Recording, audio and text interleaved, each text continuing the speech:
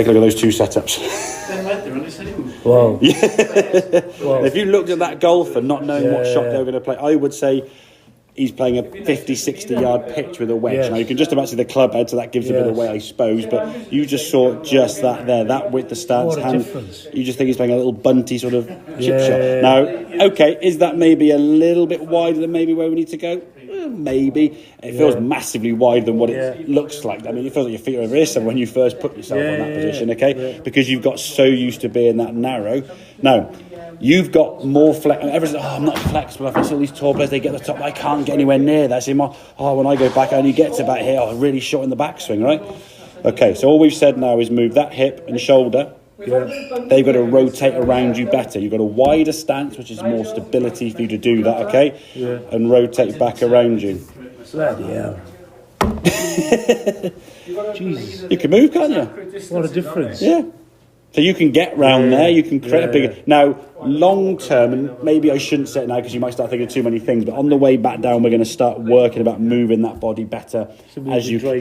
A little bit more. At the moment, no, it doesn't matter because we want you to get that one... Just get that. That's your focus. Get that really good as opposed to worrying about what this focus is. But that, again, looks like you're hitting that bunty, chippy shot. So when you come back to the golf ball, there's your speed. If you put more speed to it, your head comes back this way too much, so you'll thin it or fat it. If you play that sort of three-quarter sort of shot, you bunt it, and there's the follow-through. But that really, again, looks a little bit kind of that's right. half-hearted kind of thing, as opposed to making a full movement there now and getting right the way through. Yeah, it's a little bit drivey with the knees there, as you can sort of see, but I don't mind that, to be fair. It's going to be getting that lower half to move to the left side and understanding where your pelvis, or the edge of your hips and your pelvis is, and where it's got to move to, We're starting to move there, which you will do anyway because you're a good player, but just understanding how we can move a bit better in time. But that'll come just with practice, So you're so used to having your feet closer together, when your feet are back there, getting your lower half to do this isn't something that you're quite used to doing. But scrunched, isn't it? Exactly, But if we can just say, just all you've got to focus on now is that wider base. That's a great position. That position looks fab. Looks really good. Looks proper. Yeah, exactly, mate. Yeah, it looks like a golfer. But that's the thing. That looks like a golfer in a full shot. This shot here looks like a golfer in a short pitch, which is basically what you were hitting. So, in a sense, you weren't doing anything wrong. You were just choosing the wrong shot and hoping for a different outcome. And then if you try it that further, you might swing it faster. And then it's more ugly. Well, the thing is, the more speed you then bring down here, the more the head goes that way. And if you have there's situations you often see where you might have a real short back. So say you've hit the tree somewhere up against the fence, and you get a real you're checking your back, and you know your back can only go so far back. So, for example, say you're going to sort of send the golf club back to kind of here somewhere because there's a wall or a tree there, but you know you want to try and send it 40 yards towards the target and sort of in that direction. But you're going, I'm not going to get 40 yards of power from that back. So we swing to about here, and then we try to whack it harder. And then we just go, we duff it like 3 foot in front of us, don't we? Because we're trying to like add some power without the power being stored in the first place. So if we can create the power in the backswing, you then just got to hit it. The ball gets in the way and you just swing back down. You're a decent player, as we know, Jim, so you can hit it good. It's getting the body to move a correct thing. There's going to be a little bit of that moving back with the head, just popping back here.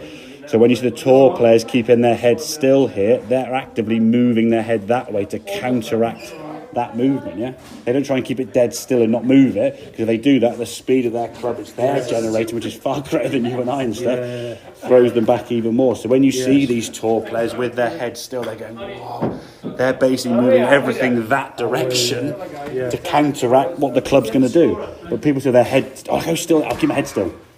No, your head's going to go that way. You do that, so it's not what you look like they're trying to do. It's actually what they actually do. You want your head to feel like it's going. It's going exactly, because it's going to get moved against them. The club's coming back down. Your head wants to go that way, which is why when you do the shorter shots, you strike them better because you're not putting the speed into it. So your low point's better, but there's less speed. So you get more efficiency because you strike it better and cleaner. But it goes 120.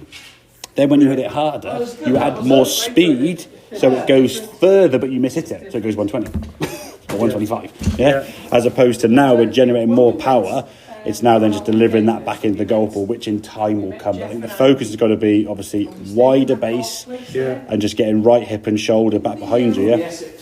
You just keep working on that movement there and now. That's great. Your arms are going above your head. It's a great position. And that's why I say if your arms go flat behind you, you'll never get the club back any further than what you did. It wasn't through lack of flexibility. Yes. It was more through lack of movement that actually creates the club getting high enough for you. Yeah? So get in that position, we can get some more speed. Okay, that makes sense. Right, let's have a few more then with that 7 unknown, James. Okay.